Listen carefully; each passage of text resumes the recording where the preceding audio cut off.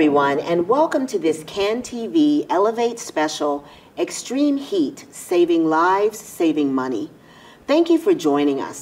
I'm your host, Sylvia Ewing. In the next half hour, we'll talk about the history of heat waves in Chicago, why they are so dangerous, and what you can do to prepare yourself and protect your loved ones. We'll also hear about some programs and policies that can help you save money while doing so. But first, let's take a look at this interview taped earlier with researcher Anna McCreary from Elevate, speaking with my colleague AMRIT SOOCH from our Elevate Communications team.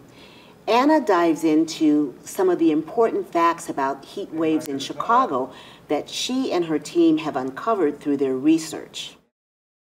Hi, Anna. Thank you so much for joining us on this very hot, lovely day. Happy to be here. Is it true that heat waves are the most deadly weather event? Yes, it is. It's not very well known, but they are more deadly than tornadoes, hurricanes, or any other kind of extreme weather event. In the US, the numbers vary because there are a few different ways of tracking heat-related deaths, but we see anywhere from 1,000 to 1,500 per year on the low end to upwards of over 5,000 on the high end deaths per year.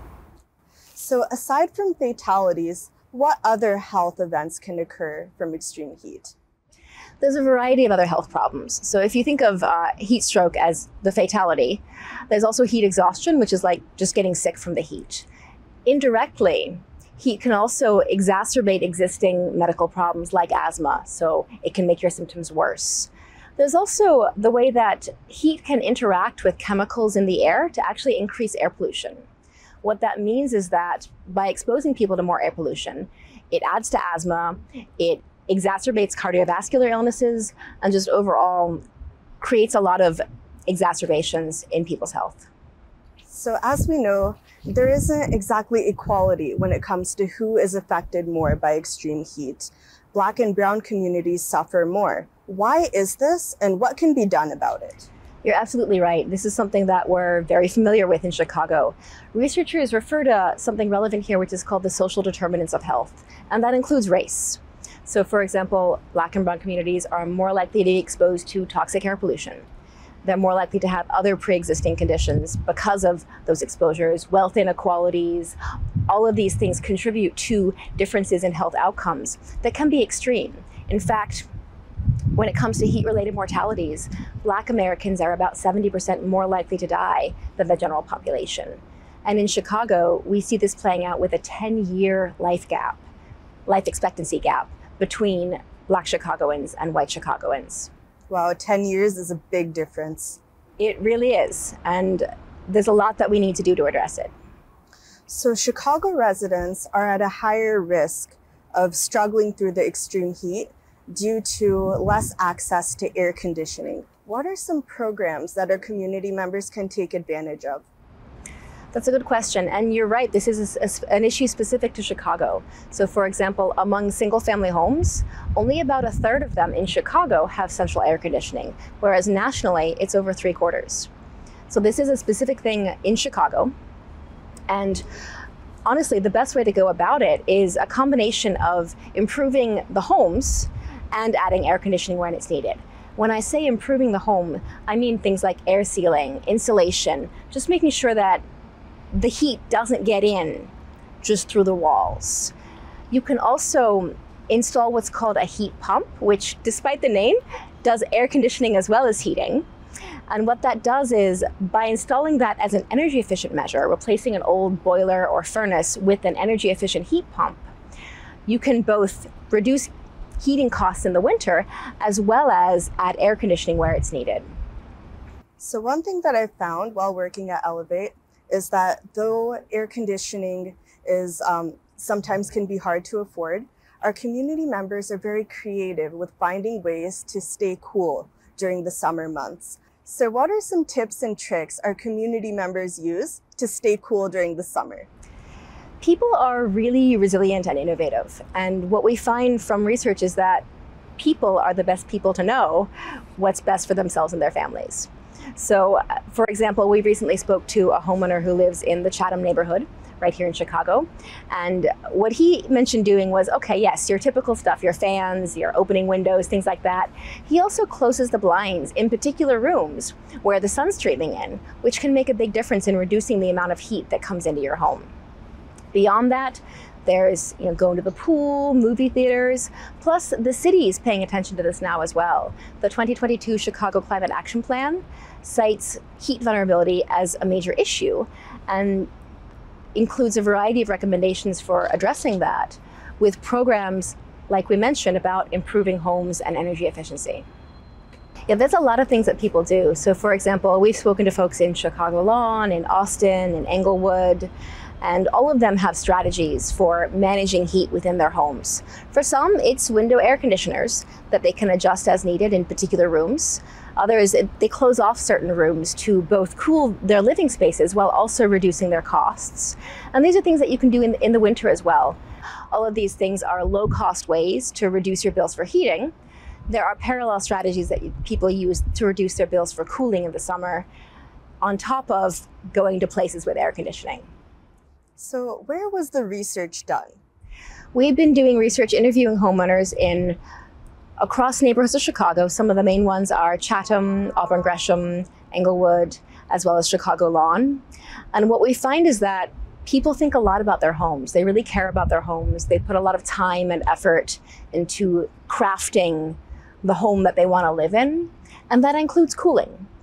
So they have these strategies, whether it be a homeowner in Chicago Lawn who always opens windows when it's mid-range hot, but then turns on the window AC when it really gets up there in temperature, or our homeowner in Chatham who closes blinds in the rooms that get all the sun. These are smart people. They know what they're doing. Sometimes they just need a little help. Thank you so much. This is Anna McCreary. I'm AMRIT SOOCH on behalf of Elevate and our partners at CAN TV. Be sure to check in on your friends and neighbors during these hot summer months. And thank you so much again for joining us. Thank you to AMRIT and Anna for that informative conversation. Those parallel strategies that both save money and keep homes at a comfortable temperature are so essential. Continuing the conversation, I'm joined virtually by Alderwoman Marie Hadden, 49th Ward. Tragically, several of her constituents have died this summer due to the heat. I'm here in the studio with Heather DUDZINKI, Director of Programs at Little Brothers, Friends of the Elderly. They, with the assistance of more than 1,300 volunteers, provide friendship and services to elders who may be lonely and isolated. Elders were the greatest group to die in the great heat wave over 25 years ago. And the conversation around heat waves with our most vulnerable has to be continued. And we're also joined by FENNEL DOREMUS, a Chicago-based producer who was one of the filmmakers by the documentary Cooked: Survival by Zip Code. Thank you so much, FENNEL and everyone, for joining us. And I want to start with the alder person by just first giving my condolences to you for the loss in your community. And I invite you to share both your reaction to what you just saw and tell us a little more about what happened with the 3 people in your area. Sure. Thank you. Thank you, Sylvia, and to the other guests. And this is an important special, so thank you for doing this. It's great information that people need to know to keep themselves and their friends and family and neighbors safe. So it's been a little over a month now, but on May 14th of this year, we had 3 residents in the 49th Ward, which is mainly Rogers Park, where I serve, and the James Snyder apartments, who passed away during that May heat wave. So Janice Reed, Gwendolyn Osborne, and Dolores McNeely were three women living in a 55 and older building, so senior citizens living, independently, just a regular apartment building like many of my residents live in.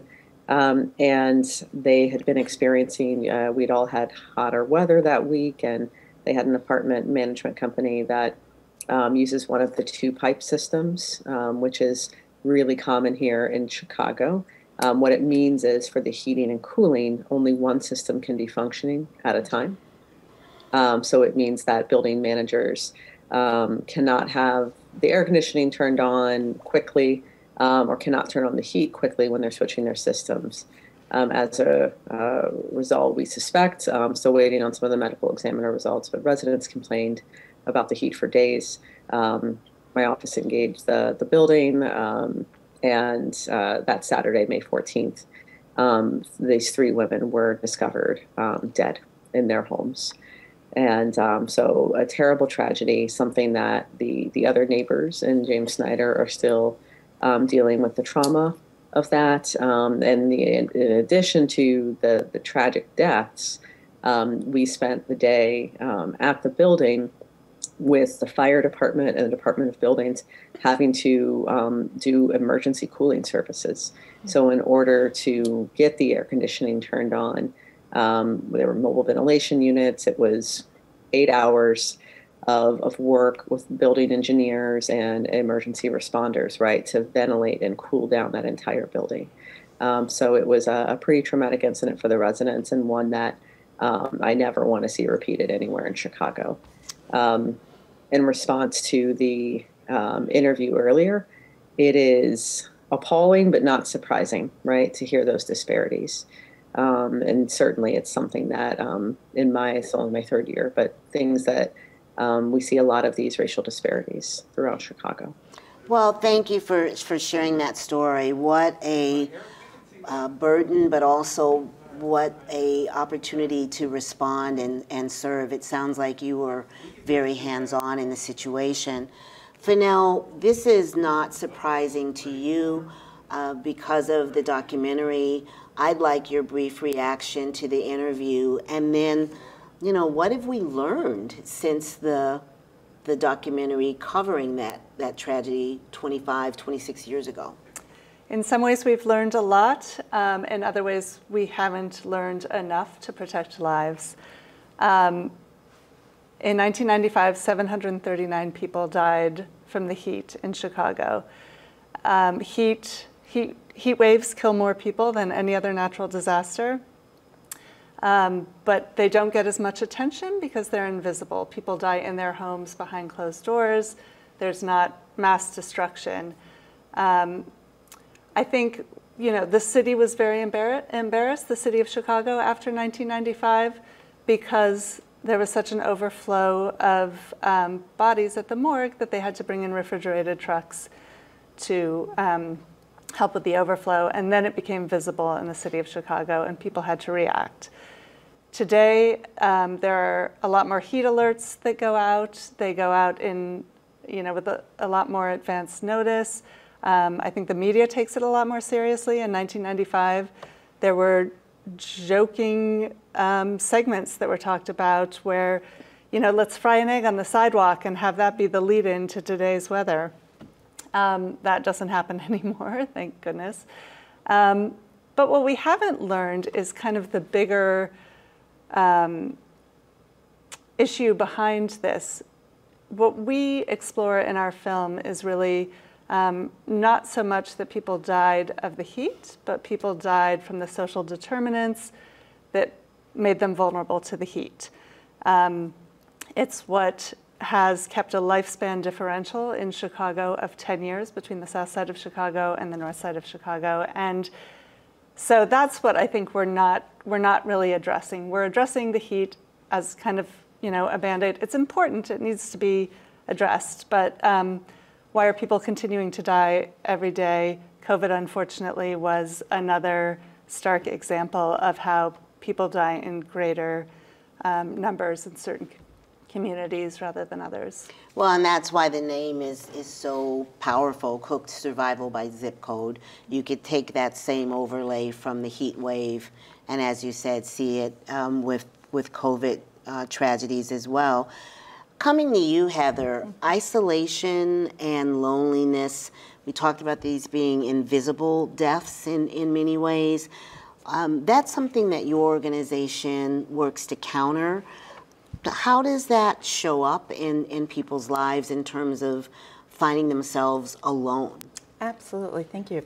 So Little Brothers Friends of the Elderly has been in Chicago now over 60 years. So we were in existence in 1995 during the heat wave. I wasn't at the organization at that time. However, we have found that older adults, one of the biggest factors of death in that week was being an older adult living alone. That was your predeterminant. So what we have learned since then is that you have to be ready when there's a heat emergency, not get ready. There's a time response that you have to have. To be ready, one of our biggest variables is having people be socially connected in advance, which we do through our programs to alleviate the isolation and loneliness. By building those relationships, by building community in advance, you can respond in a timely manner to reach out to an individual and have a person-to-person connection, not a robocall, not a first responder, and get in touch with them and see how they're doing. Check in on them. That checking in is incredibly important. I'm going to come back to you, Alderwoman. What are you doing in your community to keep those connections going? And what have you learned from what happened in that one building? Sure. So I'll say that I just want to really appreciate the comments of the other guests and the things that they're touching on. When the pandemic started, I was about, I don't know, 6 months into office. But I've been a resident of my community for a while, and had a lot of experience in organizing. And here in Rogers Park, we have a pretty well-connected community. So one of the first things we did was set up a community response team, because we knew that especially our isolated older adults, other folks who are isolated, living alone, residents with disabilities, or residents with, factors that were going to make them more susceptible to COVID in those early days as we were learning, we're going to need our help. So whether it's with COVID or the heat, there's some things that we practice in my office kind of in advance of this emergency. So doing phone calls, setting up, phone banks to check in on residents that might be living alone or isolated, especially our older adults, was something that we've done in previous years as well. And so especially with the tragedy at James Snyder, we took action on several points. So one, we already had some relationships with residents in that building. And thankfully we did, because folks had my cell phone number and were able to contact me directly, especially on that day when the first resident was discovered who was deceased. My office isn't open on Saturdays. We took legislative action, right? But also in my office, while the temperature cooled quickly the very next week, we also have pushed the city to be more prepared a little bit earlier in the year. And so doing our checks with people, sharing information about cooling centers earlier than we would have, and certainly some of the things we would normally do during the summer when heat waves come. This is pretty typical for my office, and I'd say a lot of aldermanic offices. But on the legislative piece, what we've really advanced is, last week in City Council, we passed a cooling ordinance.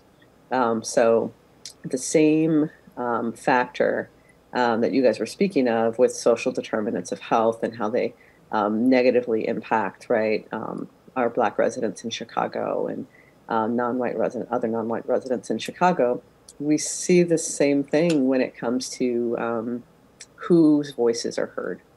And it's not to be lost in the details that Rogers Park, we're on the north side, but we are a non-majority white community, right? A lot of non-white residents, and the James Snyder building is no exception. So all three of the residents who passed away were Black women. A good majority of the residents in that building are non-white residents, and they felt like they had raised their voices.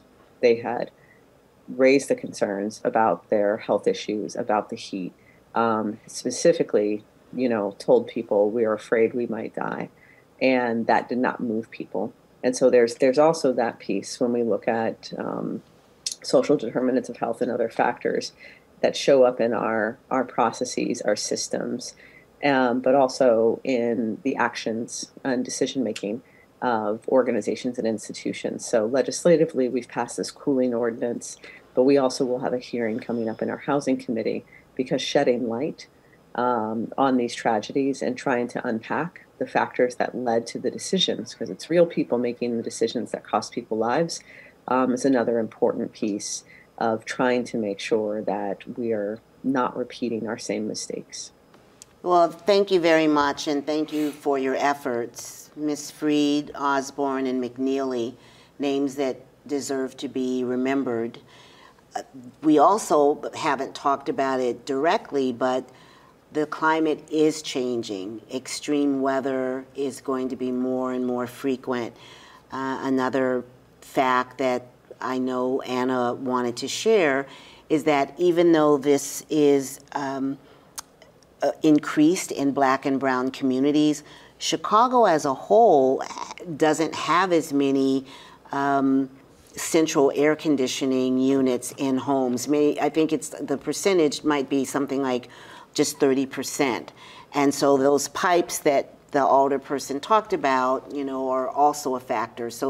So many things here that are not helpful, but your film was incredibly helpful. Talk a bit about the impetus behind it and the engagement campaign that continues to go on with Cooked Survival by Zip Code. Yeah, so the impetus of the film, Judith Helfand, the director of the film, read a book by Eric Kleinenberg called Heatwave, A Social Autopsy of Disaster in Chicago. And that was about the 1995 heat wave. And as the name implies, he really did a deep dive investigation into why people died in the neighborhoods where they died. And he discovered this wide disparity of all of the social determinants of health that we've been talking about. But we wanted to take that premise a step further and try to understand what was being done about it. We actually used disaster industry framework to, first of all, put the label of disaster on racism, because when you put disaster on something, people pay attention to it. There are resources behind it. People throw money at it. And in doing this, we took kind of a deep dive into the disaster preparedness industry to learn a little bit more about how they respond to things. And it was a little bit of, I wouldn't say a joke, but there was a little bit of humor in our reframing of racism as a disaster, but it was in order to sort of get to a place and... Well, there were op-eds and editorials, too. People were taking it as a brave and bold step as well. Oh, absolutely. And actually, there have been 245 municipalities since 2018 that have declared racism a public health crisis, which is huge. So the work that we're doing in the aftermath, and the reason that I sort of bring the origin story up, is that we hung around with disaster preparedness folks. We learned an adage that has stayed with me ever since from the disaster preparedness world, that in the first 24 hours, what they say is, we're not coming for you. You have to rely on yourself, your community, your neighborhood, your neighbors. And it was what we were starting to see anyway. It was the community organizations on the ground, the anchored institutions like Friends of the Elderly, like Elevate to some degree, who know the communities, who knew, had built up the networks, had built up trust. Those are the people that are, the ones that are actually doing the on-the-ground first responding day to day. And so in our engagement work, to wrap this up, we are really working with the municipalities who have declared racism a public health crisis to say, okay, now, how is this going to turn into policy, into law, into allocation of funds, into communities that need them the most? Well, thank you for that ongoing work. We're going to try to use our connections. I know it's a PBS film, but to see if we can share more here and help people learn where they can find it. But they can Google the film. There's lots of information out there about your work and Judith's. It's absolutely outstanding. And just coming back to you for some final thoughts as well, how can individuals help make a difference in these situations? Absolutely. So Little Brothers Friends of the Elderly is a volunteer-based organization. Volunteers go through an orientation and onboarding and provide 5 hours or more a year to build a relationship with an older adult individual in their community. They can do that with one-on-one visits or even through our phone program. During this most recent heat alert that we had at the start of June of this month, we did calls for 3 days to our elders, and our volunteers reached out to elders. So the staff was able to focus on the 115 most vulnerable in our family, but 700 more received calls and interactions through our volunteer network. Also, communities have to find ways to build green space, community space, provide opportunities for elders to come out of their homes when there is a heat scenario where they feel safe and confident to be with somebody outside, a neighbor sitting with them. Green spaces. Green is an answer to a lot of things for intergenerational garden areas, but also it helps lower our urban island, heat areas that we have, usually due to racism and socioeconomic suppression from the past. So we can address this in many ways, but it takes individuals getting involved, be it through an organization like Little Brothers, to volunteer directly with elders, or through helping create green spaces in a safer community. 5 hours, a minimum of 5 hours a year, we could do that with some training. It's something that folks out there can do, perhaps even as a family, to get involved and connect with others. We've heard about a response at the city level from Alderwoman HADDEN. We've heard about the ongoing public education work that's so significant and tying to municipalities and continuing to live on. And we've heard about ways that organizations allow individuals to make a difference. But it does start with caring about each other and feeling a connection and that safety. We could go on about the number of people during the heat wave who were afraid to open the window, who were afraid to go outside, as you said. So much to learn and to think about. But right now, I'd like to share a conversation I had last week with Dave KOLATA, Executive Director of the Citizens Utility Board, or CUB. Dave has firsthand knowledge of just how much of a financial strain utility bills can be during a heat wave, and he's been with CUB for over a decade. Let's look at this. This is simply a consequence of climate change. We know with climate change that you get more extreme weather, you get more extreme cold, you get more extreme rains, you get more extreme heat. And this is something that is affecting us all now. And while there are steps that we've taken in Illinois, I think we are leaders on dealing responsibly with climate change. Not every state has done that. And it's still a big kind of existential issue for the planet. And so we are going to see more extremes of weather. That's one of the reasons that we do need to take climate change seriously and pass affordable clean energy policies, not only in Illinois and in the United States, but across the world. But we also need to prepare. We need to prepare for these extreme events by making sure that very things like cooling centers or heating centers in the winter, so that those folks who are vulnerable, the most vulnerable citizens, can ultimately be protected. And so we have to do more as a country to really prepare for the climate change. Well, one of the big things that happened in CEJA, the Climate and Equitable Jobs Act, is that there were some really strong consumer protections put in place around support for nuclear plants. As part of that bill, there was essentially the nuclear plants got certainty on their revenue, that they were losing money. It was important to find a consumer-friendly way to keep them around, because for climate change reasons, primarily, we'd be in much worse shape if we lost that, big source of carbon-free electricity. So, but what happened, and this did a lot of credit, I think all of the credit really goes to Governor Pritzker and the General Assembly. If market prices were to go up, then essentially that would turn into a credit for consumers. And that's what's happened, because as the price of natural gas has skyrocketed, and the price of natural gas often sets electricity prices, because peaker plants use natural gas and they kind of set the marginal price for electricity. What happened is that those prices went up. And because of that, this credit, it could have been a charge on the bills, actually is about $20 a month now for the average ComEd residential customer. And I think that kind of consumer protection is certainly something that we fought for. But like I said, the governor and the General Assembly deserve a ton of credit.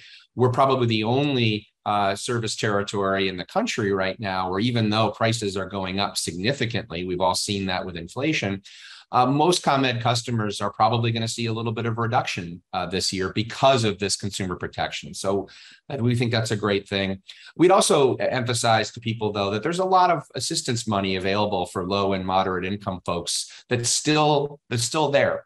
And so we've created a website, cubhelpcenter.com. And if you need assistance, you definitely should take advantage of it. So we're helping to spread the word about that as well. There's also programs now on solar. Illinois Solar for All is a really important program because it helps bring the benefits of clean energy to folks who are lower income.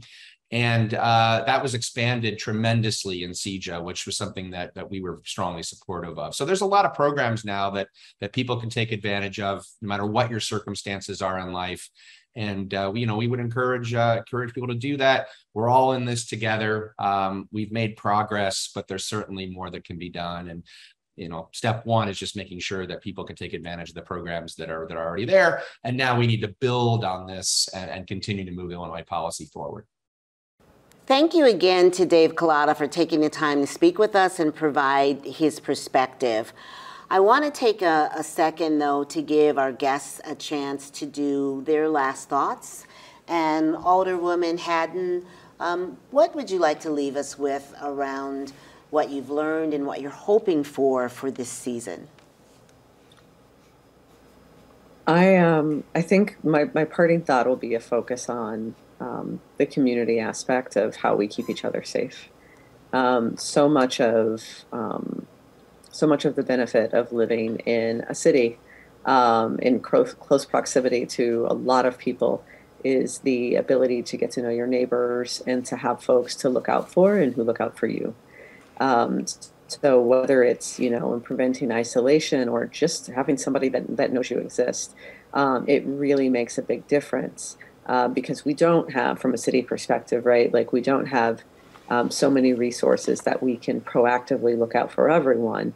And so it helps. And I like to do a lot and all we can to support a tight-knit community, both to prepare and make sure our residents are prepared in advance of weather emergencies, but also when something bad does happen, when there is a crisis, it's those community connections and making sure we've got a strong, tight-knit network that helps us to respond in a crisis, and also, of course, to recover together, to learn from our issues and to kind of build back in a stronger fashion. So knowing your neighbors, getting in touch with resources, and really appreciate the work that the other guests have been a part of for many years. I think that's the takeaway for me. Thank you so much. FENNEL, your last thoughts? I love what the Alderwoman said, and I would agree wholeheartedly with that. Again, support your neighbors, know your community, but also really support your community organizations. What I would add to that is hold your elected officials accountable.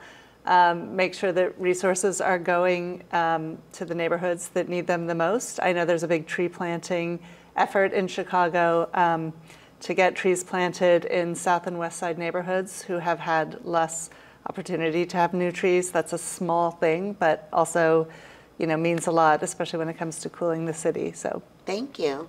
And Heather? I think the biggest takeaway is to get involved now and don't wait for an incident to happen.